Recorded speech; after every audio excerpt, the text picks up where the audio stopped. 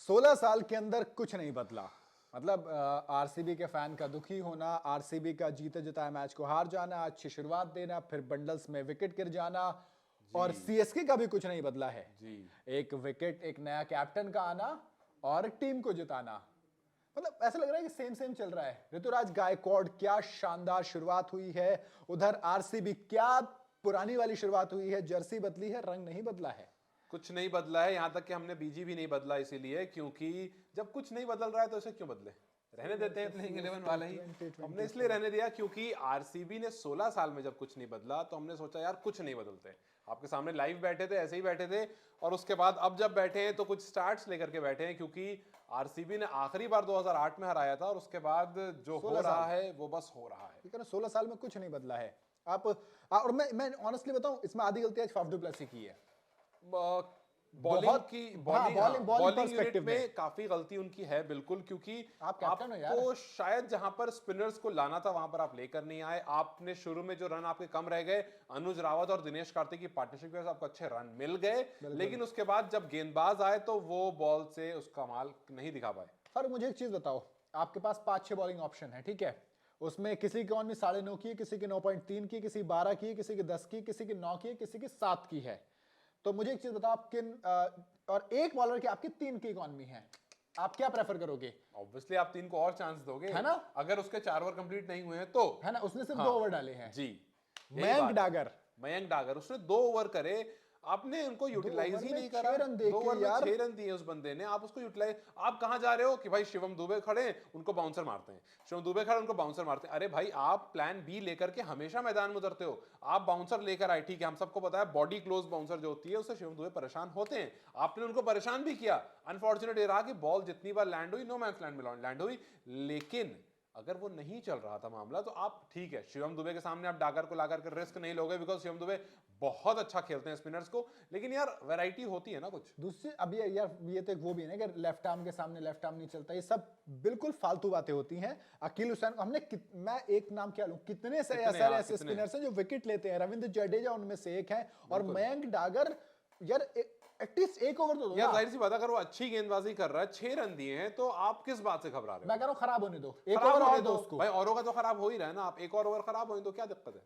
दूसरी तरफ Glenn Maxwell, एक ओवर में 7 रन दिए थे, इनसे सिर्फ एक ही ओवर करवाया गया। और यार आज वाली पिच पर ऐसा चिपॉक के अंदर यार हमें उम्मीद थी, माना कि कहीं ना कहीं ड्यू फैक्टर आ गया था, माना कि पिच से उतनी हेल्प नहीं मिल रही थी, लेकिन बाकियों को भी तो नहीं मिल रही थी ना। आपके पेसर्स भाई तो कुट रहे थे ना। भाई, अगर अगर आपने इनको एक भी ओवर नहीं दिया होता तो मैं मानता कि ठीक है जी, आपने एक्सपेरिमेंट करने से आप डर गए। आपने एक्सपेरिमेंट किया, एक्सपेरिमेंट सक्सेसफुल रहा, स्पिनर्स ने रन कम दिए, लेकिन आपने उसको आगे एग्जीक्यूट करना सही नहीं समझा। चाहे तो आप बहुत देर से लेकर आए, वही आपको तो यार, पावर प्ले में एक आध ओवर निकलवाना था, लेकिन आप बहुत देर से लेकर आप सोचा यार अब 17 ओवर 18 ओवर तक पहुंच गए, छोड़ो रहने देते हैं, 15-16 तक पहुंच गए, छोड़ो रहने देते हैं, पेसर से ही निकलवा। बिल्कुल। खैर, सीएसके जहां पे खत्म किया था वहीं से शुरू हाँ, किया। आखिरी बिल्कुल। मैच में ओवर चल रहा था, एक खिलाड़ी खेल रहा था, इसने पहले छक्का लगाया, फिर चौका लगाया फाइन लेग पे, और मैच जीता।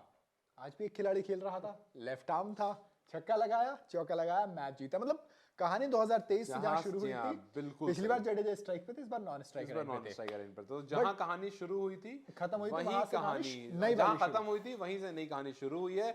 और इसमें एक और खिलाड़ी इसके बारे में बात होनी बनती है, और वो है वो बंदा जो अभी से सिर्फ 4 दिन पहले 18 मार्च को मुस्तफिजुर स्ट्रेचर पर ग्राउंड से बाहर गए थे, और सबसे ज्यादा डर सीएसके को लग गया होगा। सबसे ज्यादा डर सीएसके को लगा था कि भाई यार, एक बंदे को हमने लिया, आईपीएल में आने वाला है, हमारी टीम से डेब्यू करने वाला है। बिल्कुल मतलब बिल्कुल। सीएसके से डेब्यू ही कर रहे थे वो, हाँ, हमारी टीम से डेब्यू करने वाला है, और वो बेचारा इंजर्ड हो गया, और बताओ स्ट्रेचर पर गया है। 4 दिन बाद आकर के ऐसी परफॉर्मेंस देकर के जाता है कि आप बोलते हो यार मैन ऑफ द मैच। भाई साहब, मैन ऑफ द मैच भी, और दूसरी चीज ये आप बोलते हो कि यार बंदा इतिहास लिख के जा रहा है ना। शदाब जकाती की थी 4 विकेट पे 24 रन, इन्होंने 4 विकेट पे 29 रन। वो आखिरी ओवर में थोड़ी सी और अपना बेस्ट स्पेल दे दिया है, अपना बेस्ट स्पेल डेब्यू में, वो भी मतलब धोनी के अंडर में आके। खैर, कई सारे रिकॉर्ड बने, और रिकॉर्ड की बात करूं तो एक 95 रन की पार्टनरशिप आई थी जिसने आरसीबी को एक्चुअल में जान डाली, लड़ने के लिए कुछ दिया था। दिनेश कार्तिक, अनुज रावत, ये 95 रन की पार्टनरशिप नहीं थी, संजीवनी बूटी थी। बिल्कुल, वरना आपकी टीम के 110 भी नहीं बन रहे थे, क्योंकि आप सोचो ना, आपके जो टॉप स्कोरर थे फाफ डू प्लेसी रहे हैं वो, और फाफ डू प्लेसी 42-41 तक 0 विकेट, 42 पे 3 हो जाते हैं आपके, क्योंकि डुप्लेसिस आउट होते हैं, फिर रजत पाटीदार, मैक्सवेल बिना खाता गोले निकल जाते हैं। फिर कहानी ग्रीन पे आती है। ग्रीन को हालांकि फिर वो कोहली और ग्रीन थोड़ी सी पार्टनरशिप करते हैं, लेकिन कहानी फिर वहीं फंस जाती है।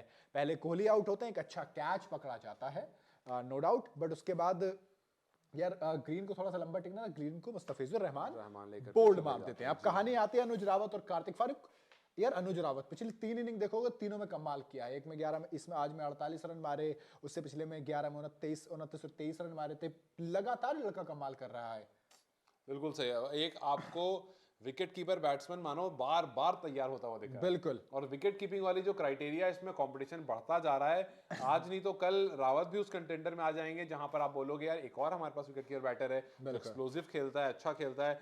तो आज की परफॉर्मेंस ऐसी आई है जहां पर आरसीबी में शायद दिनेश कार्तिक और देखिए, और जरूरत भी यार कार्तिक ने भी अच्छा खेला। मैं कह रहा हूँ कैसी, देखिए आप रिक्वायरमेंट कहिए, आयरनी कहिए, जिस टाइम पर इंडिया को एक पोजीशन की जरूरत है, उस एक पोजीशन पर कहीं कहीं से लोग निकलते आ रहे हैं और शानदार निकल के आ रहे हैं। शानदार निकल कर आ रहे हैं। दिनेश कार्तिक को भी आप बाहर मत समझिए पूरी तरह से। अगर ये सीजन चला गया उनका 2022 जैसा, कुछ नहीं पता कि आप भाई कुछ नहीं पता, आप दोबारा डिस्कशन में आ जाओ, डिस्कशन में आ सकते हो। इंपॉर्टेंट वही है। प्लेइंग 11 में तो बहुत दूर की बात, बट डिस्कशन में आप आ जाओगे कि भाई एक्सपीरियंस है, अच्छा खेला है, देखो क्या सीजन में, क्या टच में, बात में तो आ ही जाओगे ना। 26 में 38 मारे, वो भी तब जब टीम को रिक्वायरमेंट थी। भाई टीम बिल्कुल फंस गई थी ना आरसीबी, तो वही तो कर रहे थे ये उस सीजन में भी। लेकिन फिर 2022 का वर्ल्ड कप खेले और फिर खैर उसके बाद कैप्टनसी आरा शुरू हुआ ऋतुराज गायकवाड का, और क्या कमाल का शुरू हुआ।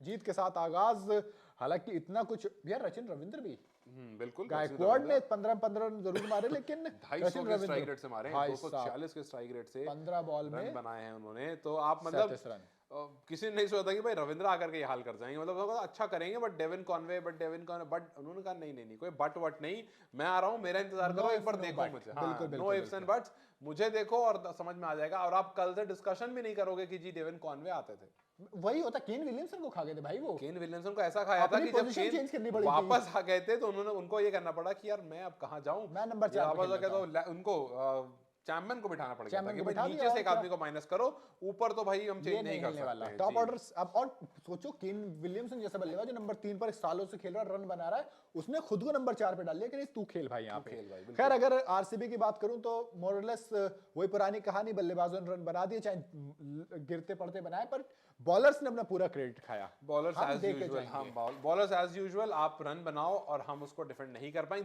आरसीबी की कहानी यही रही है, चाहे टॉप ऑर्डर नहीं चला और रन बन गए, चला जब रन बन गए, कहीं ना कहीं दिक्कत आ जाती है बॉलर्स केस में। लेकिन दूसरे साइड जो बंदा कप्तानी नहीं कर रहा था, थोड़ी सी उसके बारे में बात कर लेंगे, एमएस धोनी के बारे में। एमएस धोनी के पास अब सबसे ज्यादा डिसमिसल्स हो गए, एमएस धोनी के पास अब सबसे ज्यादा रनआउट्स हो गए। वो जो रनआउट करा था ना, एकदम बुल्स आई पर मारा था, तो सबसे ज्यादा रनआउट हो गए, सबसे ज्यादा कैचेस हो गए, सबसे ज्यादा स्टंपिंग हो गई है।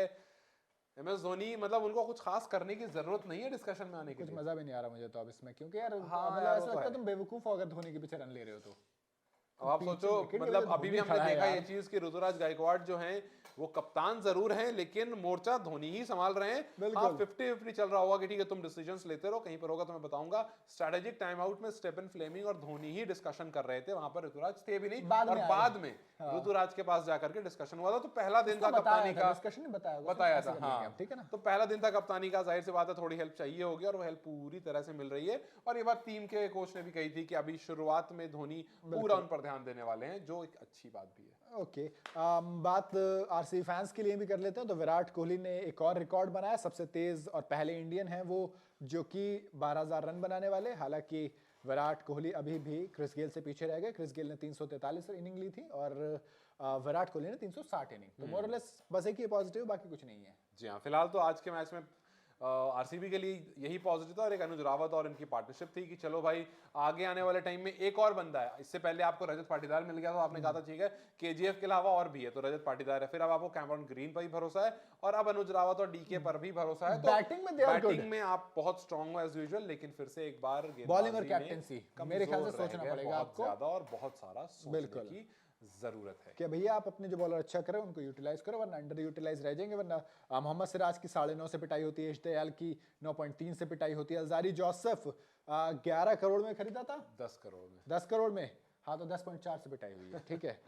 करण शर्मा 12 की इकॉनमी से पिटाई हुई है इनकी। जिनकी अच्छी रही मयंक डागर ने सिर्फ 2 ओवर डाले, ग्लेन मैक्सवेल 1 ओवर डाला, कैमरन ग्रीन ने 3 ओवर डाल के 27 रन देके 2 विकेट कैमरन जरूर ग्रीन ने चटकाए। अच्छी गेंदबाजी करी, अच्छे 2 इंपॉर्टेंट क्रूशियल विकेट्स बड़े लिए विकेट थे और खैर वो। ग्रीन से उम्मीद भी बहुत होगी आरसीबी को। अब देखते हैं आगे किस तरह से ग्रीन को यूटिलाइज किया जाता है। मैच में वो क्रेज, वो इंटरेस्टिंग जो पॉइंट होता है, मूवमेंट होता है, वो नहीं आ पाया क्योंकि सीएसके ने आराम से आरसीबी पर चढ़ करके जैसे चेपॉक में हमेशा डोमिनेट करती आई है वैसा डोमिनेट किया और बड़े इत्मीनान से 2 पॉइंट लेकर के अब घर चली गई। तो जो पॉइंट टेबल बनकर आया था जिसमें आरसीबी सबसे ऊपर थी और सीएसके सबसे नीचे थी, मतलब आने से पहले जब 0-0 मैचेस होते हैं तो एक रफ पॉइंट टेबल आता है, उसमें आरसीबी सबसे ऊपर थी, सीएसके सबसे नीचे थी। अब वो फ्लिप हो गया, बिल्कुल बिल्कुल आरसीबी सबसे नीचे चली गई है, सीएसके सबसे ऊपर आ गई है। 2 एक-एक मैचेस खेल लिए हैं, एक के पास 2 पॉइंट, एक के पास 0 पॉइंट आ गया। अब देखते हैं कि ये पॉइंट टेबल किस तरह से आगे बढ़ता है, क्या कुछ WPL जैसा होता है या फिर ई साला कप नाम नहीं रह जाता। वही रह जाता है। आपको क्या लगता है आप कमेंट में जरूर बताइएगा। वीडियो अगर आपको पसंद आई हो तो इसे लाइक और शेयर जरूर करें। चाहते हैं तो चैनल को सब्सक्राइब करते हुए जाएं।